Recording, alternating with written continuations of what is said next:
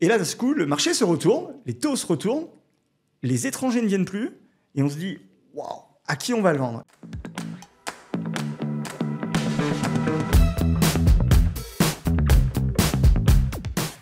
Bonjour à toutes et à tous, bienvenue sur la nouvelle vidéo du Cercle. Salut Seb, on est toujours dans cette discussion d'entrepreneurs marchands de biens, on va parler du métier. On vous avait sorti une vidéo sur nos meilleures opérations à date de marchands de biens. Aujourd'hui, on va parler des pires, des pires vidéos, pas des pires vidéos, pardon, des pires opérations. Ce sera peut-être la pire, vous nous direz à la fin. Ça sera peut-être la pas pire de le vidéo. dire. C'est vrai, c'est vrai. Et puis, on va commencer par les tiennes, Seb. Écoute, pas de problème, pas de problème. Tu nous racontes tes pires opérations alors? Ouais, alors j'ai pas, enfin voilà, j'en ai eu en gros 4-5 des opérations très moyennes. Mais j'en ai eu pour moi 3 qui se sont, enfin 2 qui sont vraiment mal passées, que j'ai d'ailleurs encore en stock. Donc, Okay. tu vois, et une où elle est un peu spécifique parce que je voudrais vous faire plutôt un laïus là-dessus en disant que ça arrive. Ok. Donc la première opération, ma première opération à distance dans un endroit qui est en train de monter, où en fait le marché, on se rend pas compte que le marché monte tout le temps, mais le marché est arrivé à un top. Mais on le sait pas à ce moment-là, on se dit non, le marché va jamais s'arrêter. On est en pleine flambée, là-bas ça cartonne, les marchands là-bas ont fait beaucoup d'argent et tout. Et on trouve un superbe appart, pour ceux qui me suivent depuis longtemps ont dû le voir sur les réseaux sociaux, et on décide de faire, on regarde ce qui se passe à côté, pour le coup on y va, on visite, on regarde. À côté, ça se vend allez, 12 000 du mètre, c'est parfait. On se dit, nous, on va aller claquer pareil. Un 12 000 du mètre au départ, on est prêt à accepter une offre à 10 000 du mètre, tu vois, mais Donc, 10 à 12, on va dire, prix au 12. mais on a une marge haute, genre à 50%, une marge basse à 30%, tu vois. On est hyper à l'aise et tout. Okay. Et avec peu d'expérience dans ce genre de dossier, une ville qu'on maîtrise, enfin, moi je maîtrisais pas, on avait quelqu'un de local sur place qui avait fait des OP, mais de locatif, etc., qui en tout cas fait son maximum, donne son ressenti et tout. Et donc, on y va, on décide d'y aller à 3 associés, deux plus solides et celui qui est sur place, qui est très bien, mais un peu moins solide, mais qui permet d'avoir quelqu'un sur place et de partager le risque. Ouais, donc, c'était une OP qu'on achète 600 000 €. On a de 150 ou 180 000 € de travaux. Donc, c'est un appart avec travaux. Ouais, voilà. À rénover exactement. On décide de tout refaire. On fait tout. On fait cuisine sur mesure. Enfin, voilà, on va vraiment loin. On la meuble et tout. Et en fait, entre le temps où on passe sous compromis, qu'on peut l'acheter, parce qu'il y avait des problèmes de copro à régler, donc tout ça, ça prend 1 an. Derrière, on fait les travaux qui devaient durer 3 mois, et que l'entrepreneur local, ça dure 1 an. Donc, tu es passé à 2 ans de délai entre le moment où tu as... où je fais ma première modélisation. Ouais. Attention, par contre, on a 1 an de portage au moment où on peut le lancer en commercialisation. Ouais. Okay. Et on avait un prêt sur 3 ans qui se clôture là. Alors là, on est en septembre 2024 et je vous dirais là, justement, à quoi on arrive. Et donc, on le met sur le marché au moment en plein retournement de marché, en fait. Donc, il y a 2 ans. Et là, le marché, qui était à son top, commençait déjà à vraiment stagner avant même qu'on parle de taux. D'accord. Parce qu'il était saturé, en fait. Il y avait plein de promotions, plein de trucs qu'on n'avait pas vu venir. Et là, d'un coup, le marché se retourne, les taux se retournent, les étrangers ne viennent plus, et on se dit, waouh, à qui on va le vendre? Et en plus, on avait fait une erreur en identifiant le persona, en fait, à qui on peut le vendre, c'est qu'il n'y avait pas de place de parking et pas d'endroit pour placer les vélos, les skis, etc., parce que c'est proche montagne. Et là, on se dit, mais on va pas avoir d'acquéreurs, etc. Et donc, on décide de se mettre une politique commerciale de vente en disant, voilà, on fait des baisses de prix progressives, mais on coupe la com, on remet 3 mois après, on remet en vente et on fait une vraie baisse de prix avec une stratégie différente, des photos différentes, etc. Mais sauf que le marché continue à s'emballer vers le bas, en fait, tu vois. Et l'erreur qu'on fait, c'est qu'on fait pas tout de suite une grosse baisse en disant, on liquide le stock et tant pis. Et en fait, on veut suivre le marché qui baisse. Et ça, c'était la pire erreur, en fait. C'est ce qu'on appelle rattraper le couteau quand il est en train de tomber. Exactement, c'est comme en bourse, tout pareil. Et en plus, on est loin, et on a des affaires qui marchent. Tu vois, faut se dire la vérité. Ouais, mais t'es pris à autre chose, ça va bien, tu dis celle-là, ça va finir par y aller. Ça va finir par y aller, et puis en fait, ça te sort un peu de l'esprit, parce que t'aimes regarder les trucs qui vont pas, c'est toujours difficile. Donc, c'est plus compliqué. Et surtout quand le reste, t'appuies, ça marche fort, t'appuies, et t'es pris, t'as de l'énergie. Moi, j'aime bien appuyer là où ça marche, et vraiment, donc... Donc voilà, on n'est pas bon sur l'histoire et ça, là, ça décline. Et à un moment, on se dit, bon, ouais, qu'est-ce qu'on fait? Et on se dit, est-ce qu'on le met en location? Parce que le Airbnb marche super fort. On se dit, mais si on le met en Airbnb, on peut plus le faire visiter, on peut plus le vendre. Tu vois, C'est compliqué. Et oui, tout devient complexe, etc. Et donc, il se passe 6 mois. Et là, il y a 6 mois, on reçoit une offre, sans condition, tout va bien, etc. On se dit, ah, ça y est, enfin. C'est bon, c'est vendu. Donc on couvre les frais, plus peut-être un tout petit peu de marge, mais tu vois, en gros on s'en fout. On dit ok, allez-y. Nous on veut se débarrasser du problème, passer à autre chose. Et en fait, le mec, 2 mois après, quand il arrive à la promesse, il se rétracte le jour même. Pourquoi du comment? J'ai envie de te dire, j'essaye pas de rentrer dans le débat, etc. Ouais. Et là on se dit bon ben, il nous reste 1 mois, on affiche un prix, et sinon, écoute, on passe en amortissement. Okay. Et on le met en Airbnb. Tu te rappelles combien t'étais passé? Parce que tu avais une prévision à 12 000. Alors, j'ai pas le prix au mètre carré, mais ouais. on devait vendre. Au départ, on voulait vendre 1 150 000. Okay. Et là, on avait une offre à 790 ou 800, tu vois. Ouais, d'accord. Donc, oui, la marge, elle était plus la là. Marge, bye bye. Plus là. Bye bye. Et donc, on décide, là, tu vois, c'est pour ça que c'est une pire opération, mais on va rebondir. Là, on l'a passé en Airbnb depuis fin juillet grâce à notre associé local qui s'en occupe. On a fait 8 000 € de CA au mois d'août sur un truc qui vient de démarrer. Et donc, on pense qu'on va faire 50 à 60 000 € de CA à l'année une fois que ce sera bien lancé. Géré, etc. Voilà. Par contre, ils nous ont redemandé de couvrir. En fait, si tu veux, on avait un prêt de 700 000, je crois, de mémoire. Et là, ils nous ont refinancé en fait 600 000 en amortissement en nous disant votre ligne de crédit de 700, il faut remettre 100 000. Parce qu'en fait, ils ont regardé, on leur a donné les expertises, etc. Et ils ont dit voilà, pour être sûr de couvrir, on veut que vous remettiez 100 000, ou sinon ils nous demandaient, dans tous les cas de mettre de l'apport, ils nous demandaient 2 ans d'immobilisation de loyer. D'intérêt ou de loyer, d'accord. Vraiment, on a dit de toute façon, voilà. Et donc on passe en amortissement courant septembre. Donc du coup, tu avais un crédit à la base sur 36 mois, dans 24 36. Et ce crédit de 36 mois arrivant à l'échéance, toi, tu dis, enfin, vous vous êtes dit avec les associés, il faut qu'on fasse quelque chose en amont, on prévient, on propose de le passer en long terme, c'est-à-dire que ton crédit marchand de 36 mois, tu le bascules, c'est quoi, 15, 20 ans? On est sur 15 ans. 15 ans. Donc tu repasses sur 15 ans en amortissable. Donc là, tu vas remporter du capital et des intérêts versus là où tu étais que en in fine sur des intérêts. Ils te le refinancent sur la même société. Ah oui, sur la même société. Même boîte, tu refais pas de mutation, on a fait un PV d'AG comme quoi on faisait de la location, etc. Voilà, et donc tu le mets en loc. Donc ça vous permet en fait finalement... disons, on a perdu les intérêts pendant 3 ans. Et en fait, au départ, dans la première modélisation, en plus ces taux d'intérêt, on les modélisait à 4,5, 5. Euribor plus 2, mais on oubliait l'Euribor. Euribor plus de 5, on oubliait l'Euribor. Et donc en fait, ça nous coûte nos intérêts qu'on a fondamentalement perdus.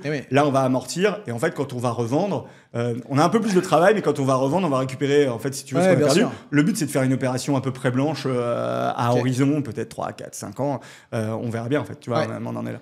Ouais, mais du coup, elle va peut-être vous durer, effectivement, si vous t'attendez encore 3, 4, 5 ans, peut-être 8 ans. Et là, on va vendre un modèle. En fait, là, on va vendre un modèle. Un modèle de renta, oui, un modèle de renta. La part est topissime.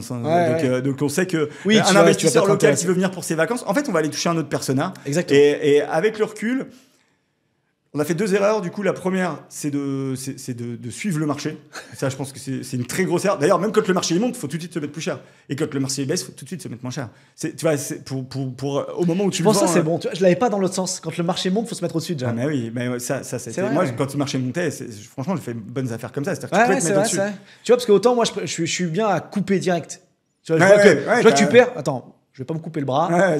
Tout de suite, je peux. Je coupe entre les deux, mais je coupe vraiment, tu vois. Ok, on va voilà. Mais par contre, à la montée, j'aime bien. Ouais. Mais bon, en ce moment, on est plutôt à la baisse. C'est ça. C'est ça. Et donc donc ça, c'est le première affaire de prix que t'as pas fait direct. Ouais. Deuxième affaire, alors j'ai encore en stock du coup parce que j'ai en fait alors j'ai quelqu'un que je connais très très bien qui me faisait des travaux, etc. Qui se retrouve un peu, on va dire, dans le caca financièrement. Qui me dit, écoute, j'ai situation perso. Ouais, situation perso. Okay. Il me dit, j'ai un appart dans une ville sud Paris, etc. Il avait fait ses travaux lui-même. Il m'en parlait depuis déjà 4-5 ans. Il avait acheté, il l'avait acheté, il le louait. Lui, quand il travaillait sur Paris, il allait dormir là-bas et tout. Donc voilà, j'ai vu les trucs. Je dis, je peux pas y aller, envoie-moi des vidéos. Il me dit, écoute, je te fais un prix, je te le fais à ce prix-là, mais il faut que tu me l'achètes dans 3 mois. J'ai vraiment besoin de trésorerie, etc. J'ai pas le temps d'y aller. Encore une fois, tout marche, ça avance, j'ai pas le temps. Donc toi, t'as pas le temps d'aller voir le truc. Ouais, j'ai pas le temps, mais non, mais je suis en pleine confiance. Enfin, pour te dire. Ah oui, avec la personne qui. Oui, c'est vraiment quelqu'un que je connais depuis très longtemps, etc. Donc en fait, et lui, en fait, je lui dis, bah, fais-moi un devis, et tu me fais les travaux complets, on fait les 3D, on se met d'accord. Voilà, la veille encore de l'achat, je lui dis, voilà, tu démarres quand la semaine prochaine, j'ai le prix et tout. Donc en fait, je vais même pas au financement, je l'achète cash. Et je dois le payer cash. Et derrière, j'ai des acquéreurs qui sont OK. En fait, j'avais précommercialisé. Ah, t'avais déjà travaillé le truc. Mais par contre, c'était quoi comme montant en termes de. Ah, on est sur un achat 70 000, 25 000 euros de travaux, et voilà, c'est rien du tout. Et je vendais 130 ou 140. Donc c'était très bien, moi, si tu veux, ça se passait. Et là, il me plante littéralement. D'ailleurs, j'ai plus de son depuis l'image depuis ce jour-là. Depuis le jour de la vente, je ne l'ai jamais revu. C'était il y a 24 ou 30 mois, je sais plus. Je le revois plus. Donc du coup, je dis putain, faut que je m'en occupe, mais j'ai autre chose. J'ai plein d'autres trucs. Donc les travaux, il t'a planté sur les travaux que tu devais faire. Il a récupéré son cash. Exactement. Et donc là, on commence à appeler des artisans. Et c'est lui qui m'avait fait le devis sur ce qu'il y avait. Genre, du coup, je repars sur une démarche. Je prends quelqu'un de mes équipes. Voilà, on fait les devis. On commence à regarder. Alors lui, il m'avait fait un prix sur le prix mètre carré, si tu veux, parce qu'il me vendait. Donc tu vois, il voulait aussi que l'affaire, elle fonctionne pour moi. Et là, je me retrouve déjà avec des prix qui explosent. Donc je sens que je vais faire une opération blanche. Et c'est OK, hein. Sauf que les entreprises, non, j'ai pas envie d'y aller, non, ça marche pas. J'appelle des boîtes que je connais, j'ai pas envie d'aller là-bas, s'il te plaît. Trop loin, j'ai plein de boulot. À l'époque, les artisans avaient plein de boulot. Et en fait, et à la fin, j'ai des artisans qui me disent OK, etc. On y retourne. Et là, en fait, il y a une fuite.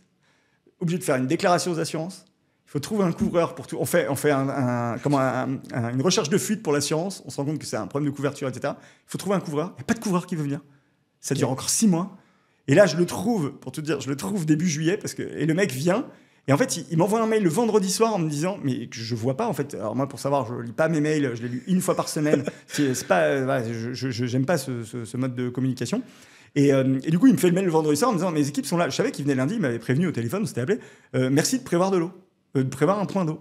Bon, moi, je le vois même pas le mail. Et le lundi matin, il m'appelle, j'ai pas de point d'eau. Je dis, attendez, frappez, il y a des locataires en dessous, parce que c'est dans un immeuble et c'était à la part du haut. Et les gens répondent pas, ils dormaient, c'était des locataires. Enfin, bref, je passe les détails. Et à un moment, il dit, non, nous, on nous a pas prévenus, je veux pas que vous branchez. Mais il dit, il faut que je répare la fuite, parce qu'un jour, ça va même pouvoir tomber chez vous, faut faire attention. Enfin, les gens, ils ont pas voulu en démordre. Donc lui, il est reparti, et c'était début juillet, il m'a dit, là, j'ai pas le temps, je reviens un peu énervé, je pense, et je reviendrai quand je reviendrai. Donc là, on est début septembre, on est fin août, j'ai prévu de l'appeler début septembre pour lui dire, écoute, s'il te plaît, c'est vraiment, s'il te plaît, c'était juillet là. S'il te plaît, reviens, parce qu'en plus, l'assurance dit, vous en occupez pas, le dégât, on va pas vous le couvrir. Parce qu'on a fait la déclaration en assurance, genre, fin d'année dernière, tu vois, et l'assurance dit, attendez, si les dégâts se continuent. J'ai eu le cas avec une recherche de fuite pareil qui s'est éternisée, et il te menace de pas prendre en charge. C'est ça, normal, et en fait, là, si tu veux, mon but, c'est de dire, je vais réparer la fuite, et je vais essayer, grâce à l'assurance, mais ce qui est normal en fait, parce que je paye une assurance, hein, de me retomber à zéro, quoi. De dire les trucs que j'aurais peut-être dû refaire ou pas, mais en tout cas, voilà, ça un équilibre et de refaire quelque chose d'à peu près propre et de le vendre en plateau ou pas en plateau à un marchand qui fera de l'argent derrière, mais je veux vraiment m'en débarrasser. Alors, s'il y en a qui sont intéressés, en commentaire, pareil, vous me dites. Et vraiment, s'il y en a qui veut faire une bonne affaire, il y en aura une à faire, après, il faut s'en occuper, quoi. Dans quelle ville? C'est Pithiviers. Voilà, c'est pas sexy, mais voilà, mais en tout cas, je pense qu'il y a une bonne affaire à faire. Enfin, en tout cas, il y aura un billet à faire, et voilà. Donc voilà, donc ça pour moi, c'est pareil, c'est des affaires qui durent. Où en fait, mais c'est totalement de ma faute. Tu vois, je m'en occupe mal parce que c'est trop petit pour moi. Et en fait, j'en ai conscience maintenant. Maintenant, c'est trop petit. Et oui, et du coup, en fait, tu t'en occupes mal. Et alors, il y a peut-être des gens qui vont dire, pour qui tu te prends. Non, mais à un moment, en fait, quand tu as beaucoup de choses à faire, tu t'en occupes mal. J'ai pas dit que je m'en occupe pas, tu vois. J'ai dit que je m'en occupe mal. Et en fait, forcément, tu as des galères, etc. Et ça prouve bien que quelle qu'il soit une opération de marchand de biens, il faut s'en occuper. Il y a du travail. Mais il y a du travail. Et parce que des moments, ça paraît très simple et tu as plein de galères qui arrivent et tu t'en rends pas compte. Et soit c'est loin, soit c'est trop petit, et du coup, en fait, tu te laisses emporter par le vent et t'es foutu, quoi. Et puis, on en a déjà parlé, mais on a tendance à cacher ce qu'on n'aime pas, ce qui est pas bon. Moi, je fais le point de mes OP que j'ai en cours tout le temps. T'en as qui se vont très bien, tu les regardes, tu te dis, putain, celle-là, elle est bien, je vais continuer à améliorer. Puis celles qui vont pas bien, oui, bon, on verra la semaine prochaine. Et à la fin de la semaine, tu fais ça et ça perd du temps. Tu perds ton temps, tu perds d'argent. Et voilà. Et c'est ça. Ok. Et ensuite, l'autre, alors c'est pas pire, mais je vais en parler parce que ça arrive et suivant où t'en es dans ton évolution de marchand, faut faire gaffe. C'est une opération en fait hyper bien placée. J'ai pu la vivre dans une première couronne parisienne, dans un parc, etc. Truc super. On achète 50% du prix mètre carré. Et là, en fait, on est tellement sûr de nous, on va à la promesse, on y va. On lance un peu de travaux parce qu'on avait l'accord. En fait, on voulait, on avait des trucs déjà sécurisés pour pas que ce soit squatté. Et à l'intérieur, du coup, on en profite pour faire des trucs. On s'était donné un espace pour y aller, etc. Et avec mon associé qui s'occupait justement des travaux. Donc, on dépense 20 000 balles dans l'histoire de base. D'accord. Et en fait, on se fait préempter par la mairie le jour pile poil. On a failli se faire préempter. Si vous avez les meilleurs OP, sachez qu'on a failli se faire préempter sur nos meilleurs OP. Et en fait, là, on se fait préempter. Et en fait, là, il n'y a aucune négo. C'est comme ça. Et l'argent que tu as mis sur la table, tu l'oublies en fait. Et ça, c'est une vraie. C'est pour ça que je voulais en parler parce que faites attention, suivant là où vous en êtes, de pas des moments pour gagner du temps. Et pourtant, je suis le premier à être très à cheval sur optimiser, mais suivant où tu en es dans ta vie de marchand, faut faire attention. Là, j'ai encore eu le cas sur une OP où je pense que l'année prochaine, je pourrais la mettre dans mes meilleures OP. Une OP juste, on fera une vidéo, tu viendras. On fera ça. Voilà, une vidéo magnifique. On fait du très haut de gamme à un endroit. Et en fait, on pose un PC qu'on est sûr d'avoir. Et on commence à lancer des frais de commercialisation, des trucs et tout, un peu partout.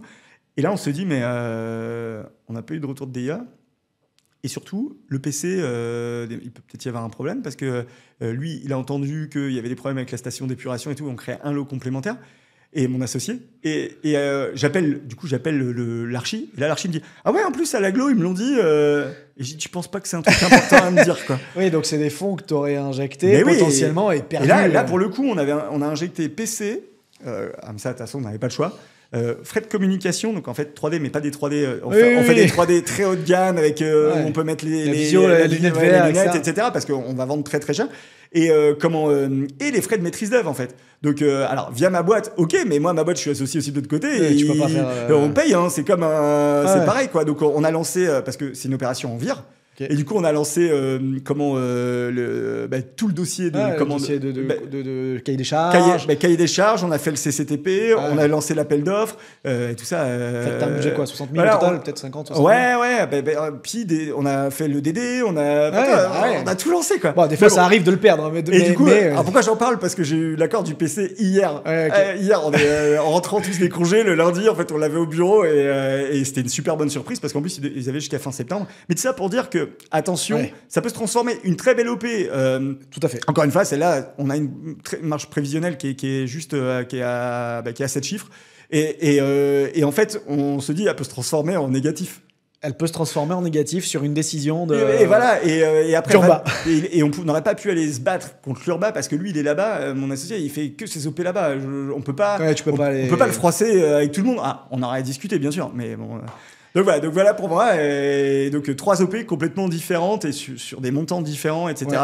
On arrive quand même à s'en sortir et c'est pas dramatique. Surtout rebondir, voilà. Et puis se dire que dans la carrière d'un marchand de biens et dans son entreprise, gestion d'entreprise, il y a des dépenses des fois. Il faut prévoir des gains à des endroits et des fois plus importants que prévu. Et des fois il y a des pertes qui sont pas prévues. Et c'est aussi pour ça. C'est comme pour les bonnes opérations que au démarrage, quand on démarre, l'association est bonne parce que si l'OP elle est belle sur le papier et tu y vas et ça va, tout le monde est content et puis tu as gagné ta vie et tu vas vite, c'est super. Si l'OP se passe mal, t'es pas tout seul dans le bateau quoi. Et quand tu débutes, t'es bien content quoi. Donc faudra qu'on fasse une vidéo d'ailleurs. Ouais, c'est vrai. Non, t'as raison. Moi, si je te parle de mes pires OP, alors j'ai deux situations. C'est plutôt dans mes débuts de marchand et du coup ça aurait pu me faire mal parce qu'en fait quand tu te lances, t'injectes tes fonds propres si on prend les ratios classiques et si tu te plantes, de suite ta boule de neige elle est ralentie, voire tu reviens vraiment en arrière. Après t'as peur. Et t'as peur. Parce que le mindset quand il s'en va en tant que marchand, en tant qu'entrepreneur, en fait, tu prends que les mauvaises décisions. Exactement. Et tu réfléchis plus en fait de façon correcte. Alors la première, c'est une opération qu'on a fait à Montrouge et que j'ai fait tout seul. Et justement, je m'en suis un peu mordu les doigts d'avoir voulu me positionner dessus. Parce qu'en fait, c'est une opération au début du cercle, je détecte on market, un appart vendu par des particuliers, appart plus box. Le truc me paraît bien, me paraît pas cher. Je fais mes études de marché, je dis ça va bien, ça va rouler, etc. Je pense que je détecte ça en juin 21. Et on rentre dans le cercle ou en juillet, et ça se passe bien. On va à la promesse, nickel. Je commençais à discuter avec des banques en région parisienne. C'était un montant d'acquisition. On achetait 320. Et ils finançaient les banques parisiennes. Ben, c'est petit. En tout cas, on se disait, ça va le faire, tu vois, j'ai de la marge, je trouverai une solution, tu vois, on verra plus tard, on avait un peu de l'argent de côté, etc. Puis on se positionne, on avance là-dessus. Et en fait, le deal avec les vendeurs, c'était qu'on avait la possibilité, ils habitaient plus là parce qu'ils déménageaient, en fait. Et eux, ils voulaient vendre vite pour pouvoir acheter ailleurs. Donc on s'était positionné avec une négo, 320 000. On n'avait pas mis de conditions de financement. Pas de conditions de financement, donc voilà acheter. Oui, pourquoi je n'ai mis pas de conditions de financement? Je m'étais dit que ça allait rassurer, mais finalement, ça c'est l'erreur souvent quand on débute, parce qu'on pense que sans conditions de financement, les gens vont plus vite lâcher. Alors ça peut arriver un cas sur 10, mais c'est souvent les agents IMO qui sont plus chiants avec ça parce qu'ils veulent absolument leur com. Mais les vendeurs souvent ils comprennent en fait de dire mais faut bien faire un prêt en fait. Et donc sans conditions de financement, donc je me rappelle, on signe la promesse pendant l'été, on était en vacances, donc c'était en août. Et on avait prévu, par contre, une réitération en décembre. On avait dit, on prend août, septembre, octobre, novembre. Ouais, donc on avait 5 mois. On avait dit, voilà, ils voulaient vendre avant la fin de l'année, eux, et nous, on avait dit, on signera le 19 ou le 20 décembre. Et on avait l'autorisation, parce qu'on avait des clés, de faire visiter, de commercialiser. Et on s'est dit, ça va, franchement, 5 mois pour commercialiser en région parisienne, quel est le problème, tu vois. Et en fait, on avait raté des aspects sur ce bien, parce qu'on commence des visites avec un prix assez haut. Je crois qu'on achetait 320. On avait commencé 420. On avait dit, on fait 100 de marge. C'est un peu le truc psychologique, première OP, 420. On met en annonce, Le Bon Coin, PAP, etc. Et là, on a des contacts, tu vois, des gens qui viennent visiter. T'es rassuré parce qu'en fait, c'est bon, tu mets un niveau je suis dans le marché à Paris. Et en fait, quand t'as des visites, t'es rassuré. Quand t'as pas de visite, là, tu sais qu'il y a un réel problème. Là, je suis bien. Et on commercialisait en direct. On a dit, on va tenter. On était en direct. On recommercialisait en direct. Je fais des avis de valeur par 2 agences qui me disent, je pense que t'es un peu élevé, ça se tente, mais je pense qu'on est plutôt à 360, c'est le bon prix. Putain, déjà, j'ai acheté 320, 360, frais de mutation, machin, du financement, etc. C'était plus chaud déjà. Et puis, il me dit, ouais, t'es pas loin, mais ils me disent 360, moi j'avais 420, il y a encore 60 000 balles d'écart. Je fais les premières visites et je sens que c'est tic. Les acheteurs, ils tiquent, les potentiels clients, putain, c'est un rez-de-chaussée. Et en fait, il y a du passage là. Et la route, elle est passante. Et en fait, l'appart, il est propre, mais pas complètement. Et je sens qu'il y a plein de bloqueurs et d'objections et que j'ai pas anticipé. En fait, moi, j'ai vendu souvent des biens, mais c'était du locatif. Peu de résidence principale. Donc tu vends de la renta, le mec, il regarde pas trop ces aspects-là. Exactement. Il s'en moque. Et je découvre ça. Et là, je fais putain, merde. Alors, on cherche comment adapter le truc. Donc, on se dit, on va faire des petits travaux, on demande l'accord des propriétaires. Vous êtes d'accord qu'on fasse coup de peinture, on reprend le parquet, etc. Ouais, pas de problème. De toute façon, vous n'avez pas de conditions de prêt, vous achetez en décembre, faites les travaux en avance, il n'y a pas de souci, quoi. Donc, on injecte 5-6 000 balles, pareil. Donc, pas énorme en termes de coûts, mais voilà. On fait les travaux. Je dis, putain, quand même, on pourrait peut-être meubler. Mais là, les vendeurs ils me disent, attendez, non, on a encore des meubles dedans, il restait 2-3 trucs. Non, on ne meublez pas, donc on ne peut pas meubler. Et on refait une annonce. Alors, on baisse le prix, on se met à 399, on se dit, ça va partir. Et là, beaucoup moins de contacts. Et on est vers novembre 2021. Alors, je pense que cette période-là, c'est aussi une période déjà où le marché était un peu différent. Comment ça change Juillet 2021, de mémoire, et je crois que c'est ça, il y a une nouvelle réforme des DPE. Alors, pas la nouvelle encore, mais il y avait un truc sur les DPE. On se rend compte aussi que le DPE a un impact sur les ventes de biens immobiliers. On l'avait pas anticipé. Ça, tu peux pas l'anticiper, en fait.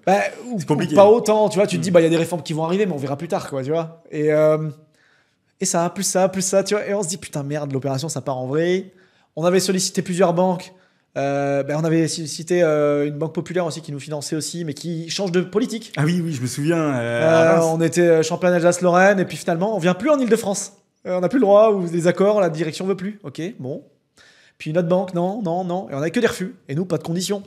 Donc on arrive en novembre et on savait qu'on allait faire chier les vendeurs. Parce qu'en fait, ils avaient besoin de cet argent pour racheter de l'autre côté, pour rembourser le pré-relais qu'ils avaient. On voulait pas les mettre en galère, on les appelle, on leur dit, écoutez, on a un problème, on n'a pas le financement, donc on va se débrouiller. Et là où je pense qu'on a été un peu con, on aurait peut-être dû s'arrêter et se dire, on perd 10-15 000, on trouve un accord, on leur file, ils le revendent, ou on renégocie le prix à ce moment-là, mais on était un peu au début. Je dis, il nous faut 6 mois de plus, on va trouver le financement, on va trouver un accord. Et donc on proroge pour 6 mois la promesse avec eux, ils acceptent. On leur dit, on vous paye des indemnités de vos loyers, pas de vos loyers, mais de vos crédits en plus. Donc on se rajoute 3-4 000 balles sur le prix d'acquisition. Donc 324, machin, etc. Et puis en fait, les 6 mois passent, ça part pas quand même. Et on baisse le prix. Ensuite, on se dit, bon, bah, on va séparer. Appartement, box. On essaie de le vendre. On le vendait déjà séparé, mais on essaye vraiment. On voulait pas vendre le box d'abord parce que c'est toujours, on sait jamais, l'acquéreur, machin. On baisse le prix, compliqué. Et puis, du coup, on se retrouve à 4 mois de devoir acheter. Et là, je dis avec ma compagne, je dis, ben, attends, il faut qu'on trouve une solution. Donc, on a trouvé de l'argent, on a levé de l'argent. Et nous, on a mis nos fonds propres dans l'opération. On a levé l'argent. On avait mis beaucoup de fonds propres, du coup, quand même, parce que même si on avait levé, on avait d'autres opérations en parallèle. On a dû mettre 280 sur les 320 pour acheter. Donc, beaucoup de nos fonds propres. On achète, on meuble, on essaye de recommercialiser. On voit de suite que c'était encore compliqué. Et moi, je dis, bah, il faut qu'on ait de la renta ou qu'on améliore notre bilan avec de la loc saisonnière. Et donc, on fait de la loc bail mobilité, loc saisonnière sur une partie du temps. Ça marche très bien. Et finalement, on va se retrouver à garder l'opération pendant 1 an au complet en location. Parce que en fait on avait des locataires à un moment donné, on avait des très bonnes rentas, donc on s'est dit on était à des rentas à 10 chiffres à 2 chiffres pardon sur de la région parisienne. On garde. On avait ça paye ton portage, ton argent il est bien placé. L'argent est bien placé, ça va, etc. C'est pas très compliqué à gérer. C'est juste chiant de ne pas pouvoir le mettre autre part. C'est juste chiant que si on a besoin de se positionner ailleurs, alors on avait eu des crédits ailleurs, on avait des solutions, on avait encore des relais de trésorerie, etc. Ça allait bien, mais on se disait putain, on a beaucoup d'argent immobilisé. Et finalement, on est sorti 1 an et demi après de cette opération. On a fini par vendre l'appartement à 310 net vendeurs. Donc, on avait acheté le box plus l'appart 320, plus les différents frais, etc. On a vendu l'appart 310, le box 23 000. Donc, on a réussi à vendre 333. Ouais. Mais ça couvrait acquisition, frais de mutation. Et finalement, en fait, notre marge, moins les frais de copro, moins les frais d'assurance, moins les frais divers et variés. On s'est retrouvé à une marge avec 4 ou 5% parce qu'on avait eu quand même du location toute l'année. Mais quand on regarde le risque pris, la renta sur les fonds qu'on a investis, mais je la considère comme une de mes pires opérations. Et en termes de risque, en fait. Non, mais puis, on va dire, ce que je veux dire, c'est que le marché se retourne, il peut se retourner plus que ça. Alors, ça va. Il peut se retourner plus que ça. Et tu te retrouves à dire, je fais ma tête dure, non, mon opération, j'y crois, j'y vais. Et surtout, j'ai mis de l'argent, je veux pas lâcher. Et c'est dommage quand tu as des fonds propres, bien sûr, encore une fois. Bon, après, tu rebondis bien quand même, mais sauf que quand tu regardes avec 280 000 euros d'apport, en fait, c'est ça. Qu'est-ce que tu es capable de faire à côté? Et surtout, l'énergie que tu mets là, tu la mets pas autre part. Coup d'opportunité, l'énergie dans un truc où tu gagnes rien, stress mentalement. Puis des moments, tu te positionnes pas sur un truc à côté qui est bien parce que tu te dis, et parce que tu te dis, maintenant celle-là déjà je l'ai pas fini, il faut que je finisse ça en fait. Et ça peut être compliqué. Mais ça c'était le début. Et vraiment là, a posteriori, si je revois cette opération, plusieurs choses. 1, je vois que ça se vend pas, je renégocie le prix direct avec les vendeurs. Ouais, mais en fait, j'osais pas, je voulais pas les mettre dans la merde, c'est des particuliers, machin. Moi, je voulais assurer, entre guillemets, ma signature. Je me suis engagé, je respecte mes engagements et je vais jusqu'au bout, quoi. Mais je pense que j'aurais dû potentiellement tenter une renégo, ça passait pas, je sortais. Je payais mon indemnité, je perdais ça, je perdais peut-être 20 000 balles, mais il vaut mieux perdre des fois 20 000 là plutôt que beaucoup plus derrière. Et comme tu dis, en fait, c'est 280 000 balles qu'on a mis là, on les met sur une opération et on se remboursait directement. Mais oui, tes fonds tant qu'ils tournent pas. Et sauf que, encore une fois, t'as beau être accompagné, entouré, machin, tête dure, parce que moi je veux réussir. Ça c'était un peu une des pires opérations à date, mais qui c'est finalement avec de la marge positive, mais très très faible. Donc plein de contextes, plein de facteurs, des facteurs identifiés sur le bien qu'on n'a pas identifiés, qui étaient des bloqueurs, des objections, un prix, un retournement un peu de marché, des financements un peu plus compliqués. Et donc ça, c'était une opération difficile. Deuxième opération difficile, c'est toujours en cours. J'en ai jamais trop parlé. Enfin, toi, tu connais l'histoire. Mais pour dire, au tout début de mon parcours... Je savais pas si t'allais en parler, hein. On n'a pas briefé avant. Franchement, on y va au feeling. J'en parle parce que on a été victime un peu plus ou moins d'un arnaqueur ou d'une escroquerie un petit peu. Alors c'est en cours, c'est en discussion. Où on a rencontré par le biais d'autres personnes un marchand de biens qui faisait déjà des opérations sur un secteur dans le sud et avec lequel il nous a présenté des biens, on a discuté, on s'est vu au restaurant, il s'est dit je fais des opérations de marchand, il était connu sur le secteur, etc. pour en avoir fait, pour en faire plein. Il nous a montré plein d'opérations et on a investi des fonds avec un autre associé dans des opérations de marchand de biens. Des opérations qui devaient sortir relativement rapidement, qui étaient relativement sécurisées, on avait tous les documents, etc. Et on fera une vidéo, je pense, à un moment donné plus complète, mais quand ça sera complètement dénoué sur ce point-là, avec des contrats particuliers, etc., qu'on avait montés. Et on a injecté pas mal de fonds. Alors on en a récupéré parce qu'il y a des opérations qui sont bien sorties, mais d'autres qui n'ont pas du tout été bien gérées parce qu'il était super fort ce gars-là pour sourcer des opérations, monter les opérations au départ pour les négocier, pour trouver des gens qui vont mettre de l'argent. mais la sortie derrière, etc., était beaucoup plus compliquée. Et il y a quand même aussi un contexte de retournement de marché, d'immobilier, etc. Oui, il y a beaucoup de choses. Il y a plein de choses, plein de facteurs. Mais la personne, ça venait beaucoup de la personne et de la personne qui a géré. On était loin, pareil, donc deuxième facteur, loin, on n'y est pas allé souvent. On a un peu laissé traîner, on a fait beaucoup confiance et on se retrouve potentiellement avec une perte, je pense, de moi à titre perso, ça va être entre 80 et 100 000 balles de perte sur cette opération-là, enfin sur ces poules d'opérations qu'on va perdre, plus ou moins, peut-être plus, parce qu'on a fait vraiment confiance, parce qu'on est allé avec un peu, là je dirais c'est un peu un appât du gain. C'est le syndrome de l'objet brillant. Enfin, exactement. Je peux parler rapidement de ce qui s'est passé au début. Mais vas-y, tant qu'on y est là. Au début, on est dans le cercle, tu m'appelles, tu me dis Seb, j'ai ça, est-ce que tu peux regarder? Exactement. Je te dis, les opérations sont parfaites, mais je comprends pas qu'un marchand de biens avec telle expérience ait besoin de toi. Qu'est-ce qui se passe? Et je me rappelle, je sais plus si c'était un mercredi ou un jeudi soir. Et je sais juste que le lendemain matin, pour ceux qui me suivaient il y a longtemps sur Insta, j'emmenais mes enfants à l'école et je faisais des stories après. Et donc je dis, écoute, j'appelle. Je t'ai dit, je connais quelqu'un qui a déjà travaillé dans ces secteurs, etc. Je l'appelle. Il va me dire. Et le mec, je l'appelle le soir, je lui laisse un message en lui donnant le nom de cette personne. Et il m'envoie un texto à 21h30 ou 22h. C'est quelqu'un qui fait jamais couche tôt et tout. Et il me dit surtout, Sébastien, tu m'appelles demain matin à 6h, tu ne signes rien avec ce mec. Et je l'ai le lendemain matin à 6h du mat.